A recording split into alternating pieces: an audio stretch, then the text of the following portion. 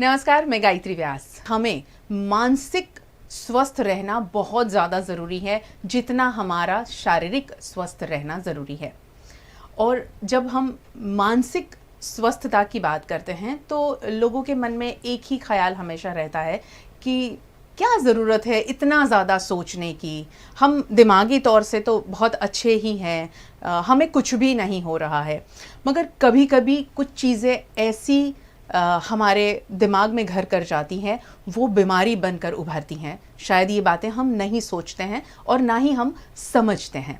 हमारे समाज में मानसिक स्वास्थ्य को कभी इतना ज़्यादा तवज्जो नहीं दिया गया, क्योंकि हमेशा एक ही चीज़ लोगों ने बताई हमें कि जो मानसिक अस्वस्थ हैं वो पागल हैं। और ये जो पागल का जो थप्पा लग जाता है, इसीलिए हमारे समाज में ऐसी बीमारियों के लिए चर्चा कम होती है, ऐसी बीमारी के लिए डॉक्टर के पास कम जाया जाता है और ऐसी बीमारियों को छिपाया जाता है। और यही वजह है कि हम कुछ ऐसी जनरल आपसे बातें करें, आपको बातें बताएं, ताकि इस दिशा में भी हम सब सोच सकें, हमारे समाज में इस दिशा में भी लोग ज़्यादा अवेयर हो। और इस मुद्दे पर बात करने के लिए हमारे साथ आज है डॉक्टर दीपल पटेल, साइकोलॉजिस्ट है। बहुत बहुत स्वागत है आपका। Thank you so much. इस बार का जो थीम है उस थीम के बारे में बताइए, और जो थीम रखा गया है वो क्यों रखा गया है? This time the mental health week or the mental health month जी। स्पेशली मेंटल हेल्थ को कंसर्न किया गया है through the purview of the unequal world में जो इनइक्वालिटी है उसके परसेप्शन से मेंटल हेल्थ का क्या स्टेटस है। So mental health in an unequal world, that is the theme. जी। And when we say unequal, there are various things like rich, poor, अमीर गरीब हो गया, आदमी औरत हो गया, लड़का लड़की, and developed country है या developing country है. So there are various ways in which you can define inequality. जी। But as and when we'll start discussing, probably I can shed some light on कि एक्चुअल में हम किस तरीके की इनइक्वालिटी की बात कर रहे हैं। जी जी जी। तो आप क्या सोचती है इनइक्वालिटी की, अगर हम बात करें तो क्या सोचती है आपके जहन में, क्योंकि आप बहुत सारे पेशेंट्स को भी देखती हैं, समाज में अलग अलग लोगों से मिलती हैं, तो आपकी सोच क्या है? आई फील कि हम जब इनइक्वालिटी की बात कर रहे हैं, हम बड़ी बड़ी चीज़ों की बात जब करते हैं ना, जैसे ओके फेमिनिज्म हो गया, या लड़की ये सोच रही है या लड़का वो सोच रहा है, I agree to everything, there is a lot of inequality in the market. But सबसे पहले क्या है, जब भी कोई चेंज है तो वो शुरुआत कहाँ से होगी? हमारे खुद से। जी। सो ये हमारे अंदर एटलीस्ट हम उतना ध्यान रख सकते हैं कि इनइक्वालिटी ना हो। जब हम बात कर रहे हैं इनइक्वालिटी का, उसका मतलब क्या है? जहां दो चीजें बराबर नहीं है। और जब कोई चीजें बराबर नहीं होती है तो हमारा सबसे पहले फोकस होना चाहिए to strike a balance in it. And therefore in my opinion I feel कि हमें सबसे पहले अपने आप के अंदर झांक कर एक बैलेंस बनाना पड़ेगा।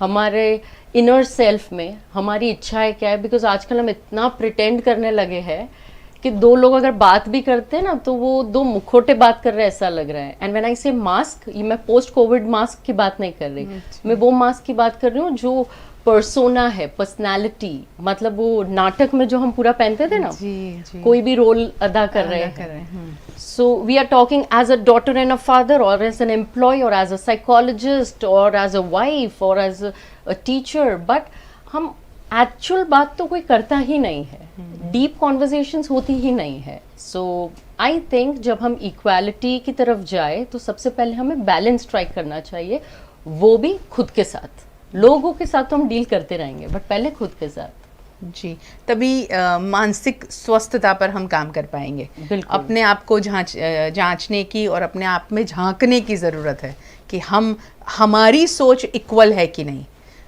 एग्जैक्टली। तो ये जैसे हम अगर प्लेन में भी जाते तो वो कहते हैं पहले ऑक्सीजन मास्क खुद पे डाले, फिर लोगों को बचाए। या तो self love, the importance of self love. अगर मैं अपने आप को प्यार करूंगी तो मैं किसी और को प्यार कर पाऊंगी। अगर मैं अपने आप को ही पसंद नहीं करती तो मैं किसी और को कैसे पसंद कर सकती हूँ? So it's not narcissism, it's not ego, it's not being selfish, it's about self-love, which is very important because as a person or as an individual, we've forgotten that concept. हम लोगों को खुश करने में इतने बिजी हो चले हैं, अपने रोल्स प्ले करने में या सोसाइटल नॉर्म्स को ध्यान में रख के हम इतने बिजी हो गए हैं कि हम भूल गए कि हम क्या चाहते हैं. So that is something. तो आप जैसे बता रही हैं कि हमें अपने आप में देखने की ज़रूरत है, हम इक्वालिटी पे पहले खुद काम करें. तो अभी जो परिस्थिति है समाज की, उसमें आपको क्या क्या नज़र आ रहा है? अभी तो मुझे ऐसा लग रहा है कि हम बहुत सारी चीज़ें गलत कर रहे हैं. It's not about criticising people. It's just about, there's a beautiful sentence in psychiatry. They say if you know your problem well, half the problem is already solved.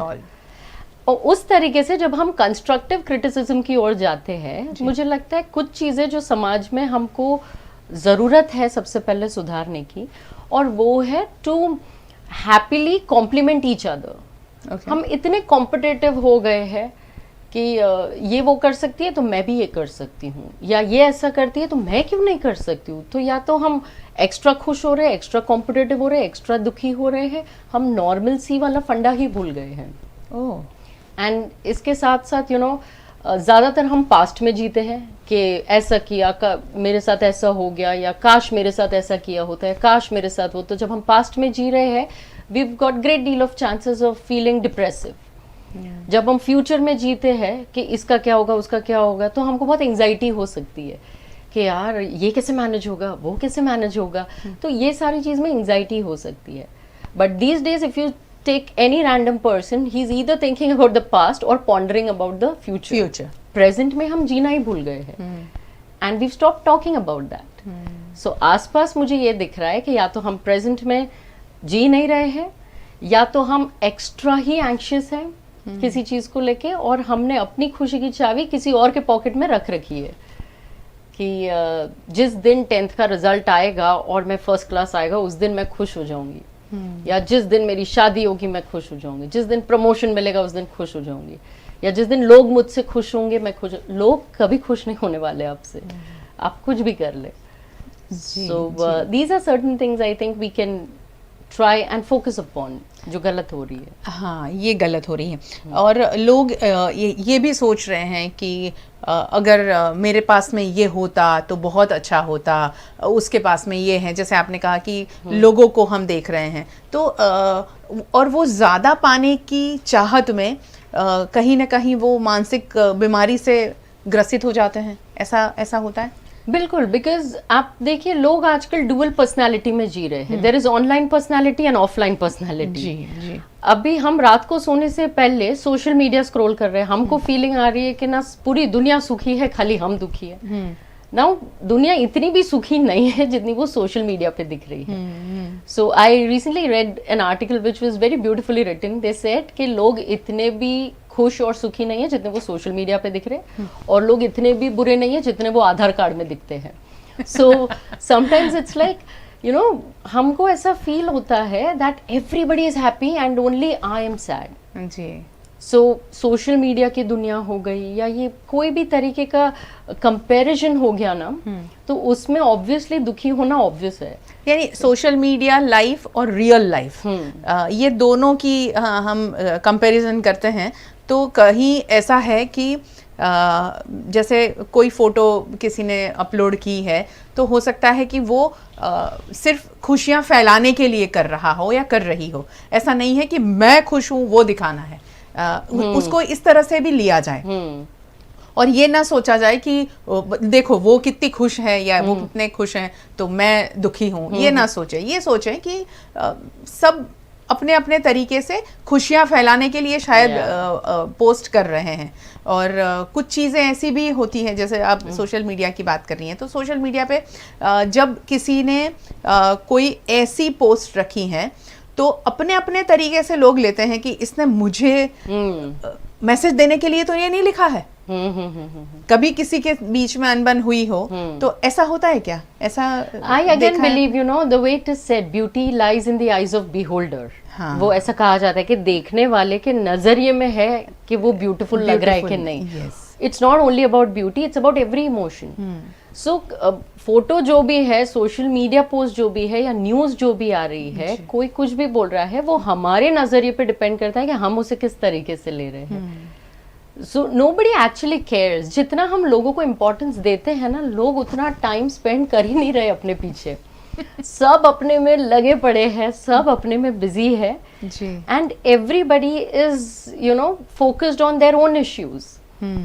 तो और ज्यादातर अगर कुछ बात कर भी रहे हैं तुम्हारे बारे में, really it doesn't matter. So our job is to focus on what's good. थोड़ा हम अपना नजरिया ठीक करें कि लोग चाहे सोशल मीडिया पे कुछ पोस्ट कर रहे हैं, या लाइफ में कुछ हो रहा है, या कहीं कोई भी टाइप की बातें हो रही है, probably we should work on our own perspective. और थोड़ा एक ईगल व्यू लाने की जरूरत है. हम प्रॉब्लम्स में इतने घुसे चले जाते हैं कि हम वो बबल में आ जाते कि अरे मेरे साथ क्या हो रहा है, अरे मेरे साथ क्या हो रहा है. वो बबल से थोड़ा ऊपर उठ के देखो तो वो प्रॉब्लम इतना बड़ा भी नहीं है, निकल जाएगा. दिस टू शैल पास. कोई भी चीज परमानेंट नहीं है.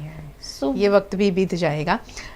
छोटी छोटी बातों में लोग या खुद को मार डालते हैं या सामने वाले को. जी. ये जो मेंटालिटी, ये जो मनस्थिति शुरू हुई है और इतनी ज़्यादा बढ़ रही है, आए दिन हम सुन रहे हैं, इसने इसको मार दिया या इसने खुदकुशी कर ली.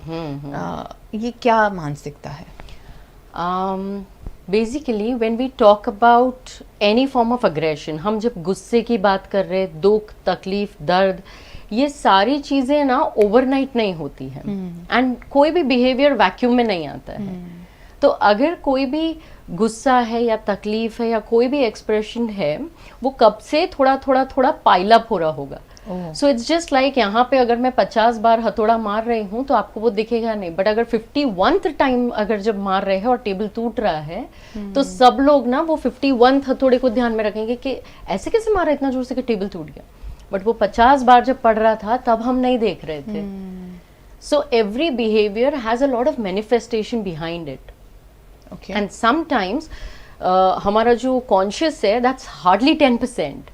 हमारा सबकॉन्शियस, हमारा अनकॉन्शियस एक बहुत बड़ा वेयर हाउस है. More than 85% of our mind consists of that. And उसमें वो सारी चीजें आती है जो हम एक्सपीरियंस करते हैं पर एक्सप्रेस नहीं कर पाते at the right point of time, in front of the right person, at the right intensity. So वो सारी चीज़ें हम कहीं ना कहीं, हमको ना अगर कहा जाता है थोड़ा थोड़ा थोड़ा थोड़ा, तो हम दबाए चले जाते हैं और फिर वो एक दिन फुटता है. और उससे भी इम्पोर्टेंट बात ये है कि गुस्सा है या प्यार है या नफरत है, ये सारी चीज़ों का टॉलरेंस से डायरेक्ट कनेक्शन है. इट्स नॉट कि गुस्सा बढ़ गया है, इट्स लाइक टॉलरेंस खत्म हो रही है. हाँ, क्योंकि आप जैसे कह रही है कि तो अगर 50 बार उसको मारा होगा, मगर कुछ तो यंग यूथ सडन खबर आती है कि उसने तो खुदकुशी कर ली. और ऐसा पॉसिबल नहीं है, ऐसा पॉसिबल ही नहीं है कि सुबह उठे एंड ऐसा फील हो कि अरे आज क्या करूँ, आज बहुत टाइम है, फ्री टाइम है, चलो let's plan to die. It doesn't happen like that. कितने टाइम से हम कितना आसानी से कह देते हैं ना कि अरे उसने सुसाइड कर लिया, ऐसी तो क्या बात हो गई थी, थोड़ा तो हिम्मत रखना चाहिए था. हम वो नहीं सोच पा रहे हैं कि उसके अंदर क्या चल रहा होगा. इतना तो कितना वो परेशान होगा कि किसी को बता भी नहीं पाया, और वो प्रॉब्लम इतनी बड़ी थी उसके लिए कि उसको मरना ज्यादा आसान लगा compare to fighting with that problem. So we don't have right set of people in order to express our issues, because अगर लोगों को कहेंगे तो लोग ना जवाब देने के लिए सुनते, सुनने के लिए, समझने के लिए कोई नहीं सुनेगा कि अच्छा अगर ये गुस्सा कर रही है तो क्यों कर रही है, क्या रीजन हो सकता है, क्या हम बैठ के बात कर सकते, डिस्कस कर सकते. वो टाइम हमारे पास बचा नहीं है. सो इतनी टॉलरेंस कम हो गई है, इतना ज्यादा हम पाइल अप करने लगे हैं कि फिर वो एक दिन पूरा वोल्केनो के जैसे बाहर आता है, and we end up either ending our own life और हार्मिंग समबडी एल्स. तो यही एक यानी भरता रहता है दिमाग, और उसके बाद में ये सारी चीजें निकलती है और वहां पर फिर. बट इसका सबसे बेस्ट तरीका है अगर हम कहीं ना कहीं छोटे छोटे अमाउंट में भी शेयर करते रहे. कोई एक जोन होना चाहिए जो एक कंफर्टेबल जोन हो, जहाँ पे हम कुछ एक्सप्रेस कर पाए. It's just like simple example, you know, अगर दूध उबलता है और गैस चल रहा है स्लो पे और आप हाथ ऊपर रख के देखिए पतीले पे, तो आपको थोड़ा गर्माहट फील होगी, but it's very बेरेबल। You can आराम से आप बेयर कर जाएंगे, आपको हाथ नहीं जलेगा, थोड़ा थोड़ा गर्म लगता रहेगा। उतना ही अमाउंट ऑफ वेपर अगर आप कुकर खोलो और हाथ रखो तो जो एक साथ निकलता है तो हाथ जल जाता है। सो हमें भी थोड़ा थोड़ा करके कहीं कुछ एक्सप्रेस करना पड़ेगा। We will have to seek help. हमारे यहाँ क्या है ना, मेंटल हेल्थ को इतना बड़ा स्टिग्मा बनाया गया है जी, वो पागलपन के साथ ही जोड़ दिया है उसको। अगर ऐसे बोलेंगे कि I feel like meeting a psychologist, कि हम गांडो थे क्या, बच्चे पागल है क्या, और हर एक चीज का सोल्यूशन है अच्छा ये प्रॉब्लम, एक काम करो शादी करा दो, जिम्मेदारी आएगी तो ठीक हो जाएगा। मगर ये नहीं सोचते हैं कि अगर इसको अगर बदलना होता या सुधरना होता या अपने आप में कुछ नया करना होता, कुछ अच्छा करना होता, तो ऐसे ही कर लेता। वो शादी करेगा या करेगी तभी होगा सब। ऊपर से और आप दो लोगों की जिंदगी खराब कर रहे हो, वो नहीं सोचते हैं। इनफैक्ट दो एवरेज लोग मिलके ऐसा भी सोल्यूशन लाते हैं कि अच्छा अब शादी करके तो बंदा ठीक हुआ नहीं, कोई बात नहीं, बच्चा आएगा और बच्चे की जिम्मेदारी आएगी तब ठीक हो जाएगा। So we live in a very different world जहाँ पे हम malaria, jaundice, dengue, fever, COVID, ये वो एंड मेंटल हेल्थ, यहाँ तो हम पहुंच ही नहीं पा रहे हैं। सो हम इतनी फ्री सर्विसेज दे रहे हैं, इतना अवेयरनेस प्रोग्राम कर रहे हैं, इतना कुछ कर रहे हैं, बट फिर भी लोग छुपते छुपाते आएंगे हमारे पास कि किसी को पता ना चल जाए कि दे आर विजिटिंग अस। जी जी। आज के युवा की हम बात करें, जैसे अभी मैंने जिक्र तो खुद किया कि यूथ में भी अब वो टेंडेंसी बढ़ रही है कि मर जाना अच्छा है, आसान तरीका ढूंढ लिया है। तो आज का युवा किस राह पर जा रहा है, किस सोच के साथ जी रहा है? क्योंकि आप है ना बहुत ज़्यादा यूनिवर्सिटी से जुड़ी है, आप यूथ को ज़्यादा मिलती है, टैकल करती हैं, तो क्या उनकी परिस्थिति, मानसिक स्थिति क्या है युवाओं की? और साथ साथ में एडिक्शन की बात भी इसमें ज़रूर जिक्र करना, क्योंकि वैसे भी आज बहुत ज़्यादा माहौल पूरे देश में उछला हुआ है हमारे आर्यन खान को लेकर। The youth is very smart. It's really smart. अगर हम अपने आप को भी कंपेयर करें 10 साल पहले, 15 साल पहले, हम शायद इतने स्मार्ट नहीं थे जो आजकल 8-9 के बच्चे स्मार्टनेस बता देते हैं। क्या बात कर रहे हैं? लेकिन प्रॉब्लम यही है कि there is too much of exposure, there is too much of smartness and there is a lot of speed. तो जब दिमाग इतनी स्पीड में चल रहा है, एनर्जी इतनी ज़्यादा है, तो ऑब्वियसली चांसेस बढ़ जाते हैं रॉन्ग डायरेक्शन में जाने के। ये लोग इतने ज़्यादा चीज़ें उन लोग ने देख ली before time. Be it online games पकड़ लो, आप कोई भी गेम देखो ऑनलाइन, कितना अग्रेसिव गेम है। इधर मारना है, बंदूक से मार रहे, बॉम्ब फोड़ रहे, पबजी देखो, फौजी देखो, there is so much of aggression in online games जो बच्चे, छोटे छोटे बच्चे खेल रहे हैं। या वो कार गेमिंग भी बहुत ज्यादा फास्ट कार चला रहे हैं। बच्चों के लिए कौन सी गेम आ रही है? तो फ्रूट निंजा, मतलब वो एक नाइफ लेके सट ऐसे कट करते रहना। Now these are not healthy. ठीक है, हमने बच्चों के हाथ में इतना अग्रेशन पकड़ा दिया है, और हम अगर नहीं भी पकड़ा रहे वो खुद ले रहे हैं। क्योंकि आप टीवी में देखो, कोई एक नॉर्मल सा भी प्रोग्राम ऐसा नहीं होता है जो सारी फैमिली बैठ के साथ में देख सके। प्लस वेब सीरीज देख लो, आजकल का यूथ पूरा वेब सीरीज से जुड़ा हुआ है। जो amount of aggression, the kind of love scenes we have there, those are not normal.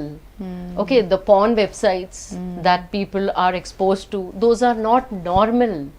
Okay, वो सारा कुछ देख के रियलिटी उनको कुछ और ही लगती है। तो उनको ऐसा लगता है कि ये फिक्शन वाला वर्ल्ड और रियलिटी में बहुत गैप है। उसके ऊपर से इतनी एक्सपेक्टेशन है लोगों की, पेरेंट्स की एक्सपेक्टेशन होती है, रिलेशनशिप में जहाँ है एक्सपेक्टेशन होती है, टीचर्स हो गए या अगर जॉब कर रहे हैं तो बॉस हो गए। ये सारे एक्सपेक्टेशंस के बीच में ना उन लोग ने अपनी एक छोटी सी दुनिया बना दी, जहाँ पे अगर कोई चीज़ वो कंज्यूम कर रहे हैं उसमें उनको रिलैक्स्ड फील होता है, तो वो मोमेंटरी प्लेजर में ज़्यादा एंजॉय करते हैं। And any form of drug या कोई भी टाइप का सब्सटेंस है, and not only drugs, addiction हर चीज़ का हो रहा है। आप देखिए, एडिक्शन मोबाइल फ़ोन का भी होता है। कि हमसे भी नहीं छूटेगा कभी कभी। आप ट्राई कीजिए, बहुत सारे एडिक्शन है। कोई एक चीज रील देखना स्टार्ट करो, you will end up watching minimum 50। Okay, because there are so many different kinds of addiction and the youth has started believing in temporary gratification. Okay, कि जो चीज करने से अब लॉन्ग रन में इसका क्या होगा, क्या नहीं होगा, कैसे होगा, वो नहीं होगा. And the youth is not able to connect with their parents or you know the older generation, because हम सबसे बड़ी गलती कर रहे हैं कि हम उन्हें कह रहे हैं और बच्चे सुनते नहीं हैं. They observe and they you know they go by examples. और आजकल के पेरेंट्स क्या है कि हमारे ज़माने में तो ये था नहीं, हम तो ऐसा करते थे, हम वैसा करते थे. बच्चे कनेक्ट नहीं करते हैं. सो वो अपने टेम्पररी ग्रेटिफिकेशन में सुखी है और बहुत ही रॉन्ग डायरेक्शन में जा रहे हैं. But I still know a lot of youth who are you know, अगर ऐसी किसी चीज़ में पड़ भी गए हैं by any chance, they know the seriousness of it and they would like to come out of it. And in that case there is a lot of help available and it's very simple. So if they get in touch with us, there is a lot of help available. जी जी. बट जब एक बंदा कोई भी addiction से जुड़ जाता है तो उसके लिए कितना, आप कह रहे हैं आसान है, बहुत मुश्किल नहीं है, बट शायद वो खुद ऐसा सोचता है कि बहुत मुश्किल है, ये मुझसे नहीं छूटेगा, तो उसके लिए भी तो कुछ करना होगा. और वो कौन कर सकता है? सिर्फ साइकेट्रिस्ट या साइकोलॉजिस्ट या फैमिली भी कुछ कर सकता है? सब मिलके टीम वर्क अगर करेंगे तो बहुत बढ़िया होगा. ओके. बट इसमें सबसे पहला कंडीशन ये होता है कि बच्चा या वो जो भी पेशेंट है उसको अंदर से ऐसी फीलिंग आनी चाहिए कि हाँ मुझे छोड़ना है. ओके. अगर अंदर से वो विलिंगनेस नहीं है ना, तो the process becomes really difficult. But in case if he comes up with like no I really want to leave it and I can't really you know थोड़ा ज़्यादा habituated हो रहा हूँ मैं इससे, अगर वो थोड़ा भी awareness है, आराम से डील किया जा सकता है, इसमें से बाहर आ सकते हैं. And if the parents are supportive, if we all can give him that environment, that support, every which way possible, it's very simple for people to come out of it. It's not that difficult जितना बॉलीवुड में बताया जा रहा है. इतना भी tough नहीं. इतना टफ नहीं है. सिर्फ इच्छा होनी चाहिए. ये बच्चे जब किसी भी एडिक्शन के लिए रुक करते हैं कि भाई मुझे ये लेना है या ये पीना शुरू करूं, ये तो ये लोगों का इस तरह से कैसे कनेक्शन होता है कि यहाँ से मुझे मिल जाएगा और पैसे मुझे, मैं मैनेज कर लूँगा? क्या किस सोच के साथ में इस तरह से पहुँच जाते हैं? ये एक पूरा अलग कॉन्सेप्ट है जहाँ पे ना शुरुआत कभी भी इसीलिए नहीं होती है कि उनको कुछ कंज्यूम करना है. अच्छा. शुरुआत हमेशा इसलिए होती है because they are very curious in nature. They want to explore. जैसे as I mentioned before, you know, ये यूथ जो है वो बहुत एक्सप्लोरेटिव है. They are very energetic. They are a little lazy of course, but still they want to explore so many things. And thanks to Google इतनी ज़्यादा information available है इन लोगों के पास कि ये हर चीज़ लाइफ में एक बार एक्सप्लोर करना चाहते हैं कि इससे कैसे होगा, ये क्या होगा, कौन सी चीज़ कहाँ, कैसे कहाँ कनेक्टिविटी है, किसका नेटवर्क कैसा है. सो it's not that they want to take it, it's just because of the curiosity that they end up meeting people like this. And ये खराब चीज वैसे भी सीखना बड़ी आसान हो जाती है लोगों के लिए. हाँ, उनके ऊपर माँ बाप की बातों का असर कम हो जाता है. ये मानसिक स्थिति में आ जाते हैं बच्चे की पापा ने कहा था या मम्मा ने कहा था ये करने से ऐसा होता है, ये बुरी बात है, ये अच्छी बात है. तो ये सारी बातें जब छोटे बच्चे होते हैं तब मानते हैं. एक सर्टेन एज के बाद में क्या ये मानसिक स्थिति बदलती है उनकी, इसीलिए फिर वो ऐसी राह पर चलते हैं?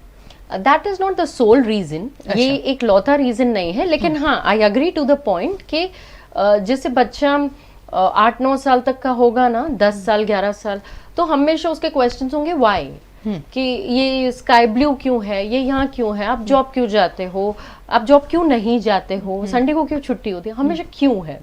जैसे ही वो बच्चा 12, 13, 14 ईयर्स का हो जाएगा, वो क्वेश्चंस बदल जाएंगे and the questions will be why not.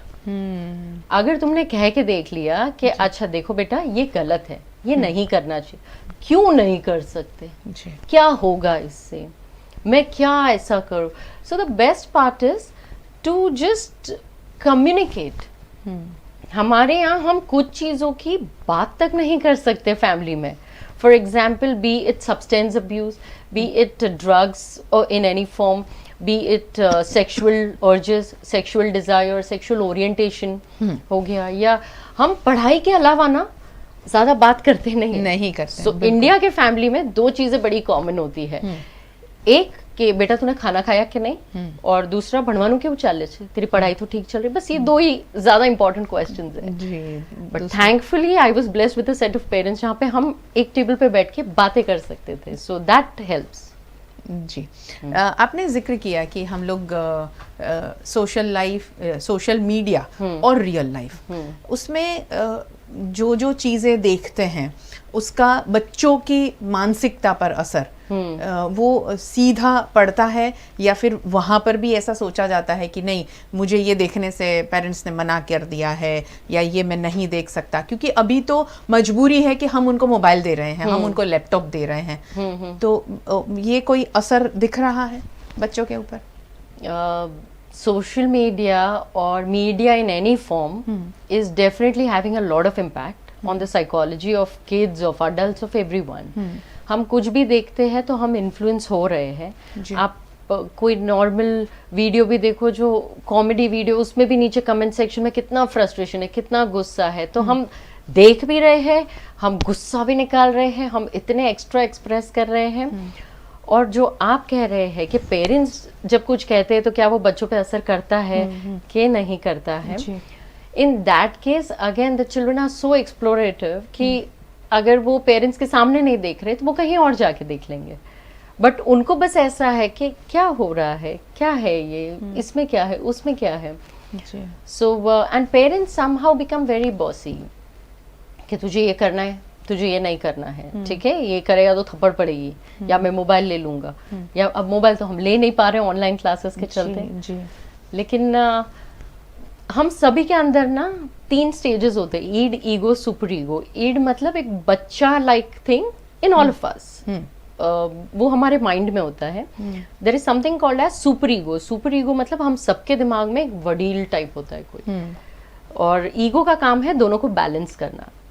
इसीलिए साइकोलॉजी की दुनिया में ego is a very pleasant term, मतलब अगर आपकी ईगो में प्रॉब्लम है तो आपकी पर्सनालिटी में प्रॉब्लम है। सो हम सभी के अंदर ये इड है, एक बच्चे जैसी चीज़ है जो हमें इंस्पायर करती है ऐसी वीडियोस देखने पे, ऐसी चीज़ें, ऐसी गेम्स खेलने पे। So we need to take care of that, the बच्चा विद इन अस। यानी हम सबको ही वो सारी चीज उसके बारे में सोचना होगा। इनफैक्ट इसीलिए you know I always keep defending my youth population कि ये प्रॉब्लम खाली यूथ की नहीं है, there are a lot of people are suffering.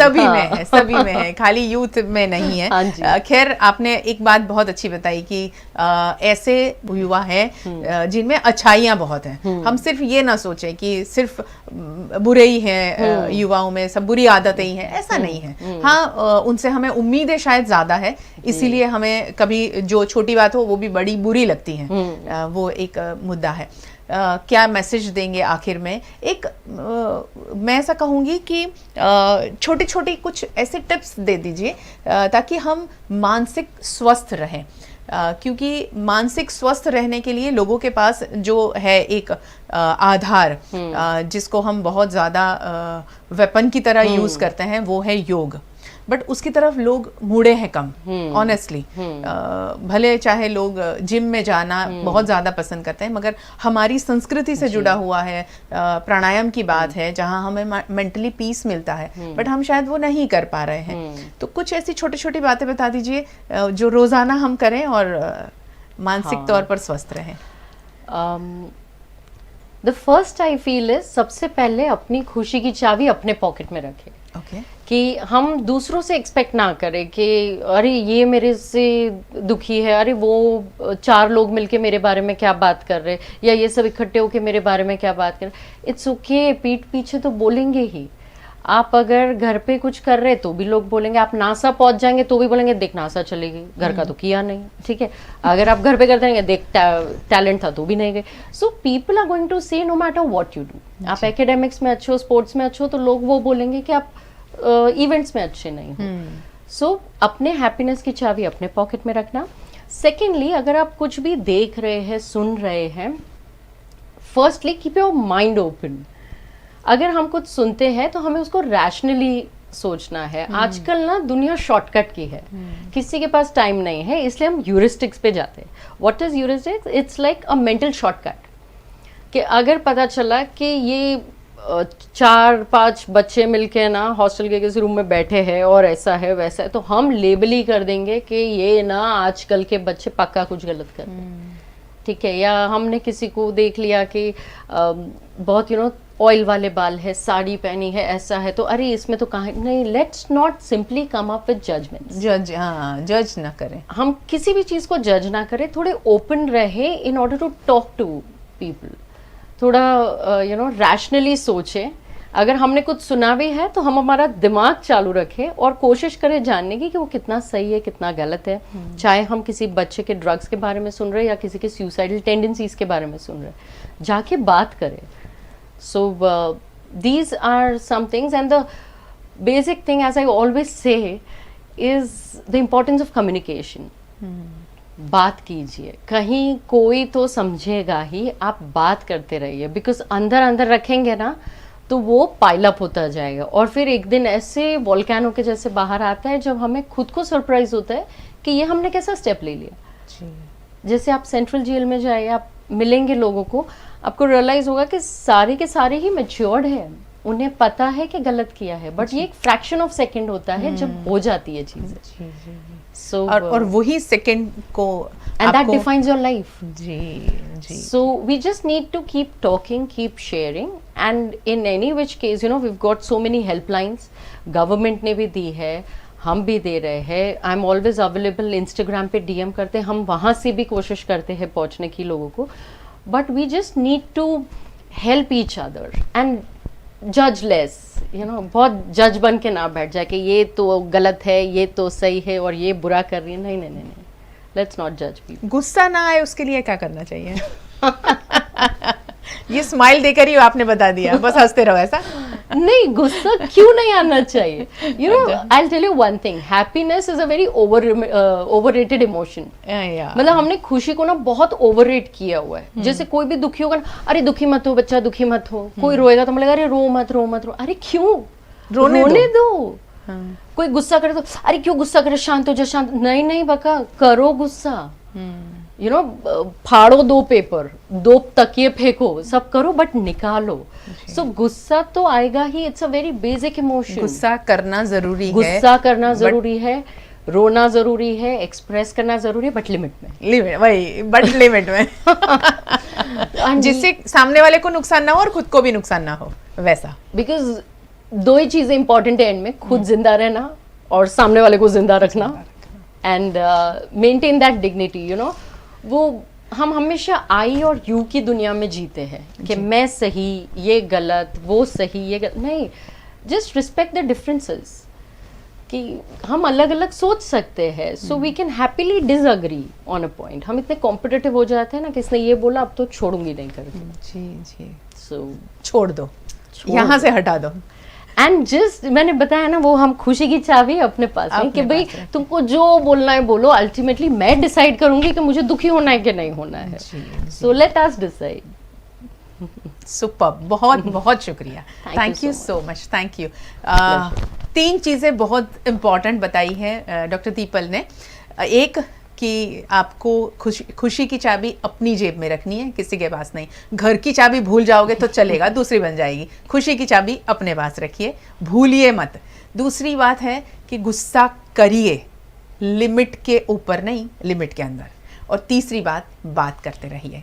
बात करना बहुत ज़्यादा ज़रूरी है। आज हमने जो बातें की है वो अपने आप में उतारना बहुत ज़रूरी है। मैं तो उतारूंगी, आप भी उतारिएगा और ज़्यादा से ज़्यादा लोगों तक ये पहुंचाइए। ये ऐसी जो बातें हैं जो हमें लोगों तक इसीलिए पहुंचानी ज़रूरी है।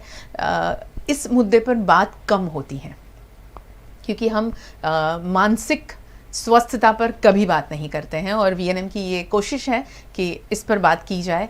हम मानसिक तौर पर स्वस्थ रहें, शारीरिक तौर पर स्वस्थ रहें और तभी हमारा समाज स्वस्थ होगा, राज्य, देश और दुनिया स्वस्थ होगी।